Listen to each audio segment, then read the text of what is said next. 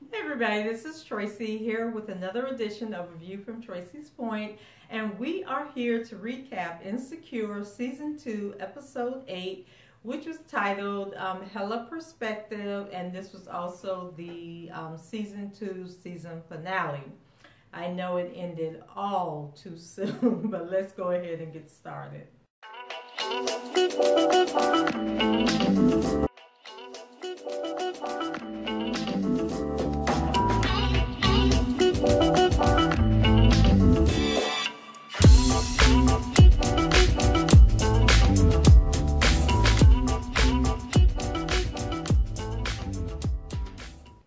So the episode opens with Issa in downtown Inglewood eating yogurt and walking along the sidewalk. And so she gets approached by this lady who's standing outside of a coffee shop or a yogurt shop, and she's passing out vouchers. And so she tells Issa, about all the new businesses that are opening in the vacant storefronts, and that the street will be turned into a promenade. And so the woman, who, of course is white, so she refers to Inglewood as I would. And so Issa declines the voucher and walks back down the street, taking in all the changes that are happening around her. And if you have never been in an area that has been subject to gentrification, then none of this may make sense to you, but we are undergoing gentrification here where I live, and they're just like encroaching upon this neighborhood, like the predominantly black neighborhood that they've already destroyed over the years. Like first they came through with the interstate, and if you know anything about urban geography, when the interstates were built across America, they were designed specifically to divide cities along racial barriers. And so you have normally is the black neighborhoods are to the south of the city, and then the better neighborhoods or the white neighborhoods are to the north of the city. So we went through that with the interstate, and then we barely recovered from the interstate, like going through the heart of the black business district, when they came along and decided that they want to bring baseball to St. Petersburg. So if you've heard of the Tampa Bay Rays and Tropicana Field where they play at, that was once a predominantly black neighborhood that they just went in and just bulldozed over. There was a housing project that housed like 500 families. Then you had all the black churches, black businesses that, weren't destroyed when they went through what's known as 22nd Street with the interstate. Then they wiped out that, was called the gas plant area, wiped out that entire neighborhood to bring baseball. And here we are 20 years later, and now they are about to lose the Tampa Bay Rays, and they're already trying to figure out, putting in a shopping mall, more condos. And so it was just crazy. And then I sat in on a city council meeting on yesterday where they basically, so when the interstate came in, and it was called the Deuces, and the Deuces was pretty much destroyed. All the black businesses were torn down, and so it's been all this vacant land. So now they're giving the vacant land to like these white businesses are coming in, and the city is entering into leases with these people to bring businesses in. So it's just a big mess, and gentrification is real, and it is definitely real in St. Petersburg, Florida, if you have heard about it. So let's move on into the season finale of Insecure, because when I get to talk about the mess going on in my city, I can go on and on and on and on. So the way the season finale was set up is showing like 30 days, like the past 30 days in the lives of Lawrence, Molly, and Issa. And so it divides up and lets us know like what they've been doing and how they end up at the end of the season. And I thought it was really interesting the way they did it. And let's just go ahead and get started with Lawrence. The beginning of the 30 days start for each one of them where they're at a Long Beach They're in Long Beach at a marathon. So Lawrence is running in the marathon with his co-workers, and of course him and Aparna are, they're together running. And so during the race, Lawrence looks over and he sees Issa and Molly standing on the sideline, and then all of a sudden he started running faster, and Aparna's like trying to catch up with him, trying to figure out what's going on, what's going on. And so Issa and Molly don't notice Lawrence in the race because they're too busy having a conversation about something that's on Molly's phone. So then 3 days later, I think it was like 2 or 3 days later, Lawrence and Aparna are chilling in his apartment. And I don't remember Lawrence's apartment looking this nice when they were checking the place out, but he has like a really nice kitchen, and Aparna got her butt up on the counter and Lawrence is cooking for her. We just said a whole new Lawrence. It's just something about that Aparna that's bringing out the best in him. And so, they're talking about whatever it is he's cooking, and then he's letting her taste it and everything. And so then she was like, oh, can I have some more of that? And he's like, oh, you want some more of this? And I was like, look at Lawrence, just out of control right now. So then them two go to slobbing each other down. And so I was like, okay. But while they were talking, she was telling Lawrence that he should join, that he really showed good leadership in the race, and that he should join some business team on their job and how it could help his career and everything. And so then Lawrence says, he'll look into it and see what he can do. So then a few days later, they're at dinner, and so Aparna was like telling him that she couldn't believe that he bought this stereo system before he bought a sofa or bought a couch for his apartment. She asked him, how was the new position going, because he did decide to go ahead and join this team. And so he's kind of like acting like, oh, it's okay, it's no big deal, But then she lets him know that she's talked to the guy, Colin, and that Colin says that he's doing, really good on the team. And so we find out that, or maybe we already knew. Oh, we already knew. So then remember, Colin is the guy, like goofy guy that Aparna had gone out with before. And so the two of them, I thought they had just slept together one time, and obviously Lawrence thought the same thing. But we find out in this show that Aparna has slept with Colin more than one time. And so then while they were at the restaurant, Molly comes into the restaurant with I think it was with the guy Quentin from Chicago. And so then, once again, Lawrence trying to slide all down so he's not seen with Aparna. And I'm like, if you don't want Issa, why are you trying to hide that you're with Aparna? Especially after you done showed your behind at the party and cussed Issa out in front of the girl. So then the next day, while he's at work, we see the little green monster come out in Lawrence. So he's at his desk and he looks over and he sees Aparna and Colin, and they're over talking and giggling and kicking and carrying on. So now he's feeling some kind of way. And then later on, he has Chad and Derek come over, and they're going to help him install his new, I think it was a 60-inch TV, and Chad said if it was him, he would have got a 75-inch TV. So once they get the television all set up and everything, Chad wants to watch that stupid show, what's it called, Due North, and it was their season finale, and so they all get settled and everything, and then Derek says that Tiffany is over at Issa's place watching, the season finale also. And so then he apologizes to Lawrence for, bringing Issa's name up. But then Lawrence, as they're watching the show and everything, he decides to bring up Aparna. No, actually, I think Chad asked about Aparna. And so Lawrence lets them know about the whole Colin guy. And of course, Chad, he's like, whatever it is, you need to kill it, right now, and don't get caught slipping again. And so then Derek jumps into the conversation and lets them know that he had a similar situation with Tiffany and some guy named Fred on her job, and he says that he don't have that problem no longer because he dealt with it. And so I was like, okay, let's find out that Tiffany is the one that cheated and not Derek, because I know I mentioned on the last episode that it would be funny if Tiffany was sleeping with Dro, but now we know it's not Dro, that it's actually some guy named Fred that she either worked with or used to work with, but Derek said he put his foot down and dealt with it. So now they done boost Lawrence's head up, for him to deal with Aparna and Colin. So the two of them were out going to, I think they were getting ready to go to the theater, and they were stuck in traffic. And so Aparna was on her phone, and she's just kicking.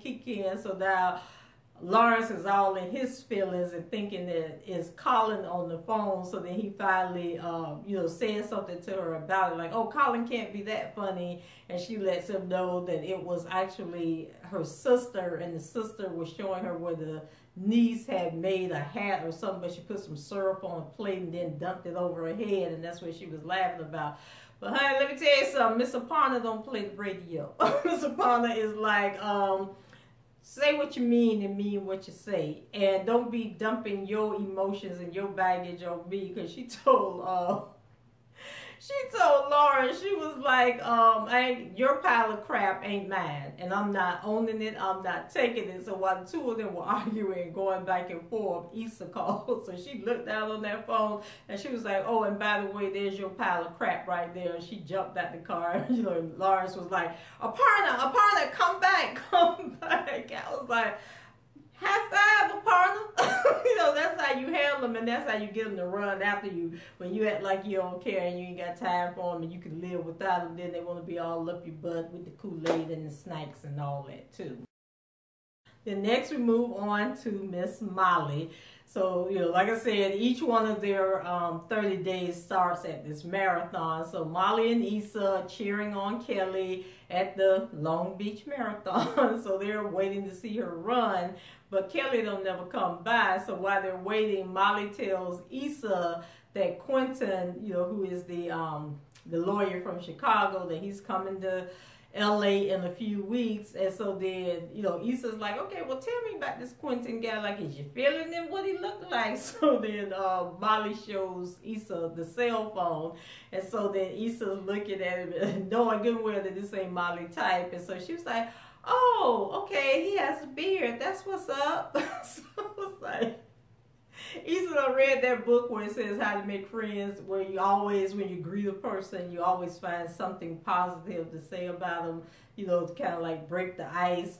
So then suddenly they get a text from Kelly to meet them at the finish line. They're like, well, dang, we didn't know Kelly, was running that fast. Like, she already at the finish line. We didn't even see her run by.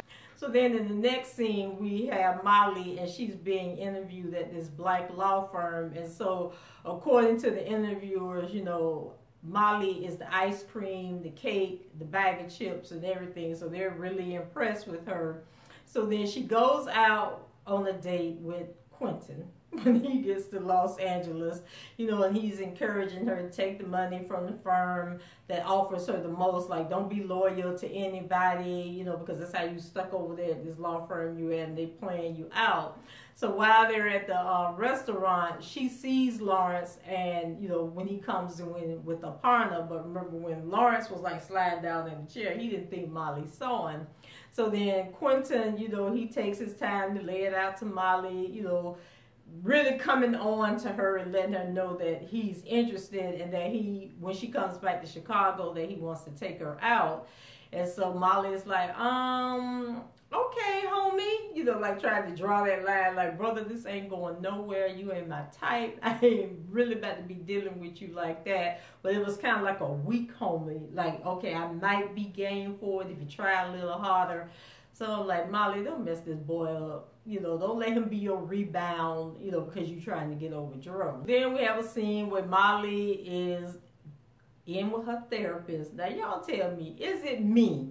Or does it seem like every time Molly goes to see that therapist, remember that back wall has all those bookshelves, and it's just like books upon books.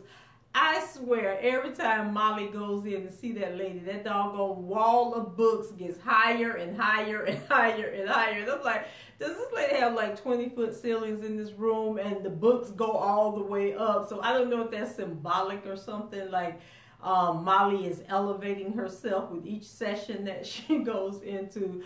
But anyway, so she's telling the therapist about Quentin and about them going out on the date, and then, she says something and she uses should, and remember the therapist tells her, that that's part of her problem, is that she keeps saying what she should have instead of what she could have. And so the therapist, you know, she thinks that Molly and Quentin could actually work out if Molly would just, you know, let her guard down and give the guy a chance. So Molly finally agrees with the therapist. At least it seems like she agrees with her. She may have just been trying to get her to shut up. And so while she's in the session, she gets a text from Dro, and Dro is saying, you know, that he missed her. Like, sure you do. And so then we have a scene where Molly is in Chicago with Quentin, because remember she's supposed to be going back that next week. So it's late night, they're working on a case, and they're like in this room, and there's a sofa or something in the room, and so they take a break, and Quentin pulls out the Hennessy. So I don't know where you working at, that you drinking straight up alcohol while you on the job. So Molly got a little too relaxed, and I guess Dro was driving her crazy with the text messages, so she needed to drown him out. And next thing we know, Molly was on top of Quentin, and she was riding him out. I was just like, Molly, oh my God, like, close your legs, please. And then Issa and one of the writers did a Facebook Live, and they were talking about, you know, the season finale. And then the people on the Facebook Live was asking them, like, why is Molly such a hoe? So then they were like saying, oh, Molly isn't a hoe, and she's just using good energy. And they were like really defending Molly's behavior. But my thing is, didn't the season start out with Issa asking Molly to show her how to be a hoe? So how y'all gonna have all this hoeing going on the whole season and then get mad or get in your feelings when the fans call y'all out on why y'all portraying this woman like this, and why are y'all making it look like black women are just easy and over-sexualized and just will screw and hump anybody? So it's like, gotta make up your mind. Either you want to have us looked at that way or you don't, but you can't be justifying it and then try to throw out that, you know, it's such a double standard and all that. And yes, it is a double standard, but a hoe is a hoe, whether you're a male or a female, so stop trying to sugarcoat it. After Molly sleeps with Quentin, you know, it's the night of the Due North finale. So it's her, Issa, and Kelly. So they're over, I think they were at Issa's place, and so she's telling them all about, you know, she done banged Quentin up in the office.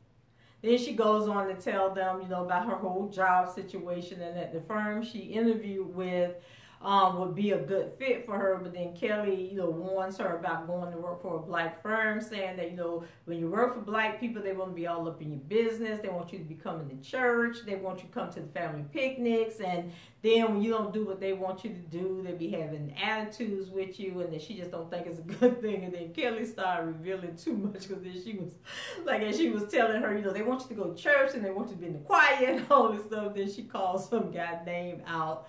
And so then she flipped it and said, you know, and if you go work for the white firm, you know, you'll always be trying to prove, you know, that you're not too black. And, you know, that can be just as, you know, a pain in the behind as working for the black firm. So I'm like, dang, well, Molly can't win no matter which way she goes. So then we have a scene after that where Molly, you know, Molly then meets with the partners at her current job. And so they let her know that they have found out through the grapevine that Molly has been interviewing with these other firms.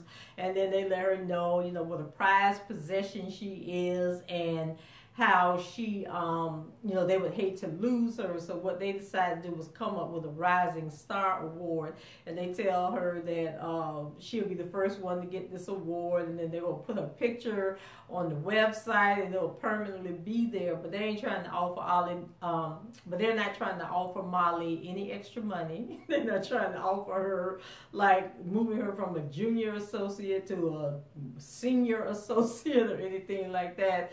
And so, of course, Molly was really disappointed. Like, how in the world could they do this to me? So after Molly leaves the law firm, we have a scene with her where she's in the bed, and it's obvious that she's just had sex, and she has like glasses of wine on the side of the table. And so she's laughing and having a conversation with somebody that sounds like they're in the shower, either in the bathroom. And I'm thinking, based on the clothes that are laying on the floor, it may be the Quentin guy, because there was like a dress shirt and a tie And I don't think we've ever seen Dro dress up. Like, what does Dro do for a living? But Issa called and lets Molly know that something happened, but we don't know what it is that happened. Then we move on to 30 Days of Issa. So Issa, Molly, and Tiffany are looking for Kelly at the finish line at the Long Beach Marathon. And so they see her at the medical area, and she's wrapped in this protective foil. So Kelly lets them know that her period started during the race and causing her not to finish since it was heavy and ruined her clothes. And I think she had on all white. And so, you know, they praise her, you know, for going as far as she did. Now, keep in mind, it was a 10K race.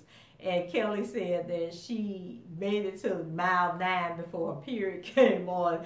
And so then Tiffany, you know, so then Derek was standing there. And then Derek said, oh, so we just going to pretend like this isn't a 10K mile. Because, you know, a 10K mile is really like a little over 6 miles. And Kelly told me she had to ran 9 miles. So I was like, let it go, Derek, let it go. So then Tiffany mentions that she and Derek are having a baby, and it was just so random. Like, she was like, oh, I missed my period. And so she lets them know that the baby was conceived after the wind down that they had went to at Issa's house, remember at the beginning of the episode of the season. So meanwhile, Issa notices Lawrence and Aparna, you know, cheering and celebrating at the finish line. So, of course, that made her sad. And then she brings up, you know, how she's moving out of her apartment at the end of the month. And so they do Issa so wrong. So then they're like celebrating each other's accomplishments. You know, they're talking about Kelly, you know, then ran in this 10K race. And then Molly, I think Molly, they were talking about her, you know, interviewing and trying to find another job or getting a promotion. And then they look over at Issa and go, and Issa, but then they can't think of nothing good that Issa has done. So now Issa done saw a man with the other woman, and now her friends are letting her know that, you know, she's a loser and she has nothing to offer, you know, the world. So then we have Issa, and she's at work with some of the Latino students, and she has them at their office in the conference room, and they're studying for the SAT.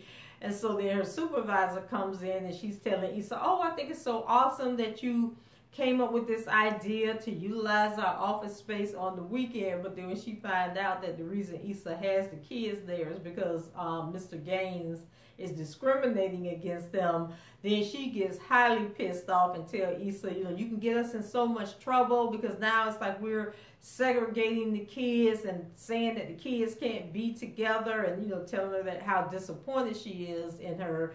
And so Issa, you know, she's like, I'm sorry, I didn't even think about that. But then the supervisor pretty much lets her know that, you know, she should have thought about it, and that Issa isn't as smart or as good as she thought that she was. So then it's the night of the season finale of Due North, and once again it's Issa, Kelly, and Molly. And we need to put emphasis on that because remember, Derek was with Chad and Lawrence watching this episode, and he said that Tiffany was at Issa's. Okay, well, Tiffany is not at Issa's. And then to add insult to injury, Tiffany texts them during the show. And so I'm like, okay, Miss Tiffany, what you up to? Like, is you with the baby daddy? What's going on? You know? So then they all get to talking during the show, and Issa, you know, lets them know that she needs them to help her pack up her apartment.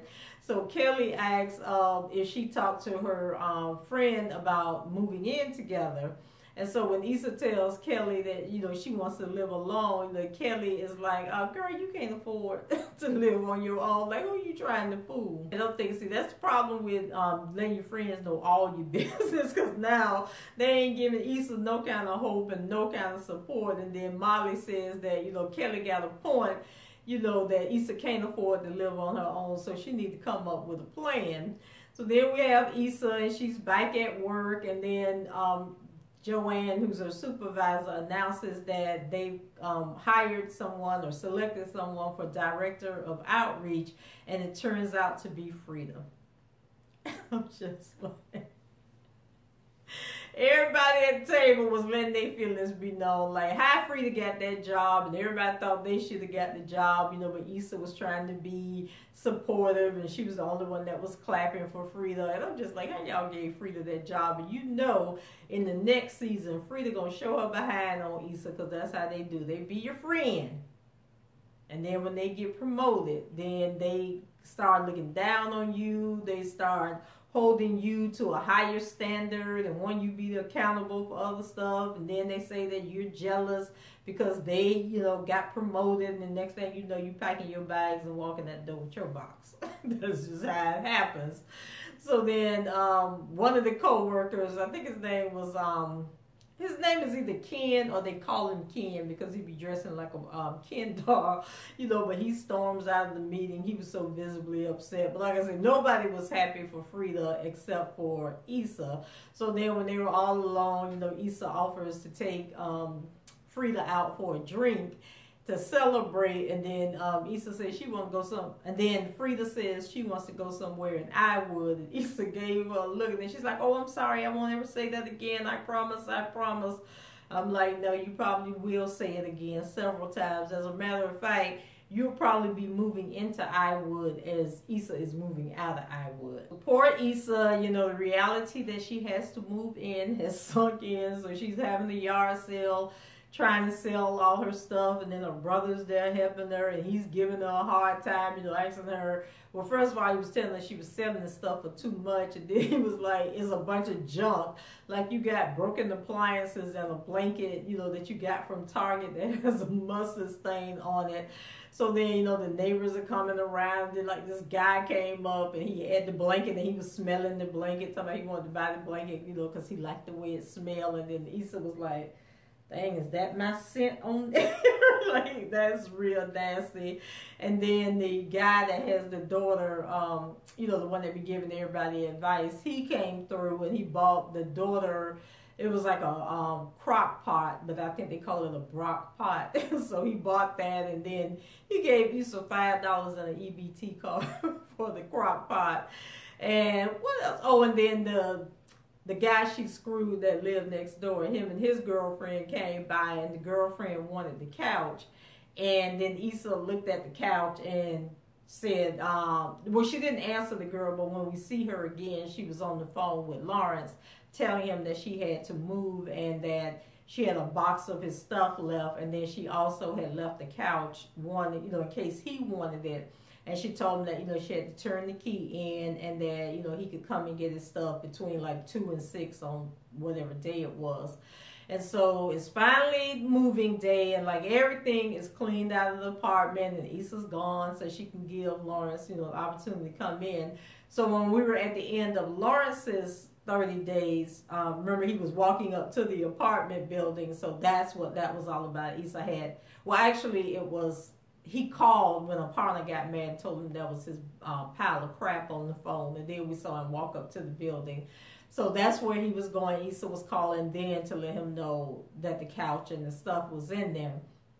So Issa has her brother drop her off at the apartment to leave the key, and so he's steady on Issa, and he's giving Issa the rules and telling her, you know, what she ain't gonna be able to do in his apartment, and that, you know, she's gonna have to keep a muzzle on Kelly if she come over, but he don't really want Kelly there. And he tells her that she did he tell her that she couldn't bring nobody over, have guys over? But he was like going down the list, and I'm like, oh my God, how is Issa ever gonna live with him? And so then when Issa gets to the apartment and gets ready to get out, he tells her, and you got 10 minutes, you know, to get back down here. So I'm like, dang, Issa, you homeless, you carless. You know, you got to go live with your brother. He gonna be treating you like your daddy. You're manless. Like, girl, could it get any worse for you? So when Issa goes inside, you know, she's surprised to see Lawrence standing there. You know, he let her know that he was waiting for her to come. So then they go into the kitchen, and Issa hop up on the counter, you know, but Lawrence wasn't trying to give it to her like he gave it to Aparna on the kitchen counter. And I just thought that the juxtaposition of these different scenes was just so, I don't know, it was just so intuitive and just really made you put everything in perspective like the title was. And so the two of them get to talking, and they were apologizing for the roles that they played. And you know, Lawrence tells Issa that, you know, he didn't like the way things ended between them. And, you know, he's like, I'm like, you know, effing things up right now because I can't get the words out the way I want to. And then, you know, he just tells her that he's sorry for not being the man that she wanted him to be. And then Issa says that, you know, she's sorry that she wasn't woman enough to hold both of them up and to be what they both needed. And so it was just a real tender moment. And I was thinking, because, you know, all along I've been saying that I don't think Issa and Lawrence can get back together, because they weren't, I mean, they weren't exciting together in season 1. So I just can't picture them going through everything that they've gone through and still end up together. And so they were walking to the door, and they were, you know, saying their goodbyes and everything. And then all of a sudden, Lawrence went down on one knee and then told Issa he loved her. So then we went from him proposing to the two of them getting married. And then they had, Issa was pregnant, and then they had a child together.